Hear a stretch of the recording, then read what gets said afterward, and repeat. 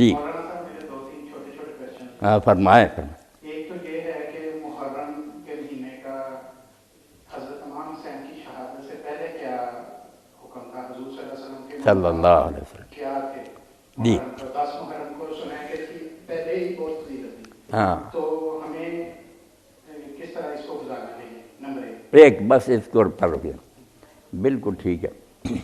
مہینے تو دیکھیں نا 12 ہی اللہ کے، مگر محرم کو حضور نے یہ اہمیت دی. پہلے اشاعت کا واقعہ 60 سال بعد پیش آیا. اللہ کے رسول علیہ السلام نے فرمایا کہ فرض نمازوں کے بعد سب سے افضل نماز رات کی نماز ہے، تہجد کی نماز. باقی جتنی نفل ہے نا، ان سب کے مقابلے فرضوں کے بعد فرمایا سب سے افضل نماز ہوا ہے تہجد. اور روزوں کے بارے میں فرمایا کہ رمضان شریف کے روزوں کے بعد افضل ترین روزے جو ہے نا نفل، شہر اللہ المحرم، اللہ کے مہینے محرم کے، اللہ کا مہینہ کا بہت درجہ دیا.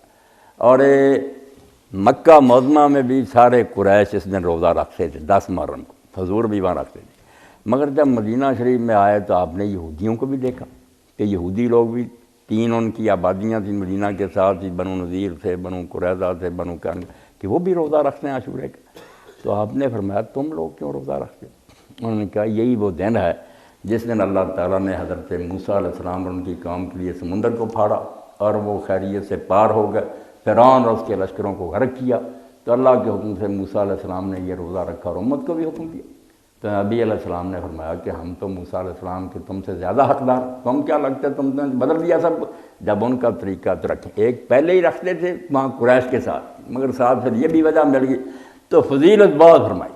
یہ بیان فرمایا اب بھی یہ کرنا چاہیے کوشش کہ 10ویں تاریخ کا روزہ جو ہے اس سے 1 سال گزشتہ کے گناہ معاف ہو جاتے. جو پچھلے سال میں غلطیاں ہوئی ہیں، عرفہ کے بارے میں جو بڑی عید کے ساتھ ہے وہ 2 سال کا ہے کہ پچھلا بھی اور آنے والا بھی، وہ تو بہت بڑی بات ہے.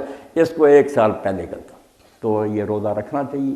اور اللہ کے رسول نے یہ خواہش بھی ظاہر کی کہ اگر اگلے سال میں زندہ رہا تو 9 کا بھی رکھوں گا، مگر وفات ہوگی تو 9-10 کا رکھ لے، بالکل بہت اجر. یہ پہلے سے چلا آتا تھا رکھا، مگر بعد میں پھر امام حسین علیہ السلام کی شہادت بھی ہو گئی. بہت سانحہ، بڑا عظیم صدمہ.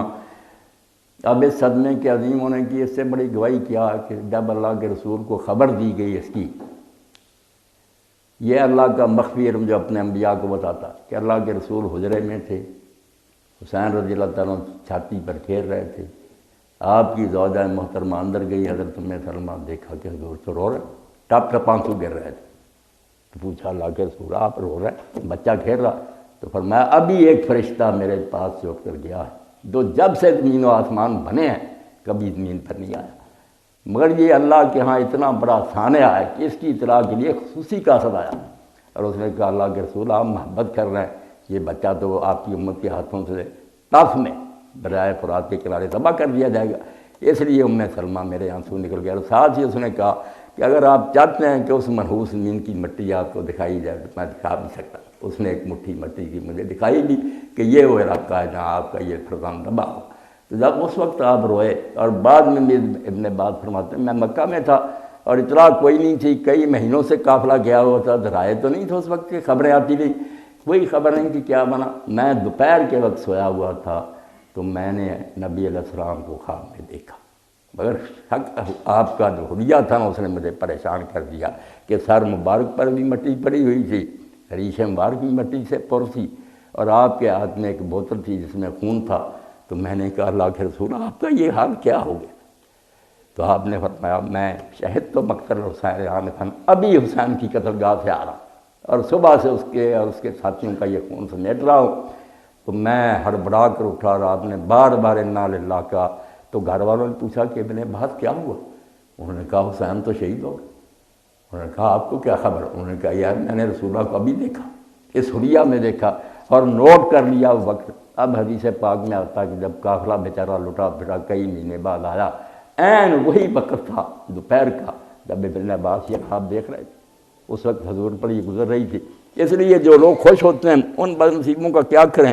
اگر اور کچھ نہیں کر سکتے تو انہیں حضور کے اس غم میں شریک تو ہونا چاہیے کہ اللہ کے نبی کی روح پر کیا گزری. ہم آپ کی امت کہلاتے ہیں، خوشیاں تو نہ منائیں.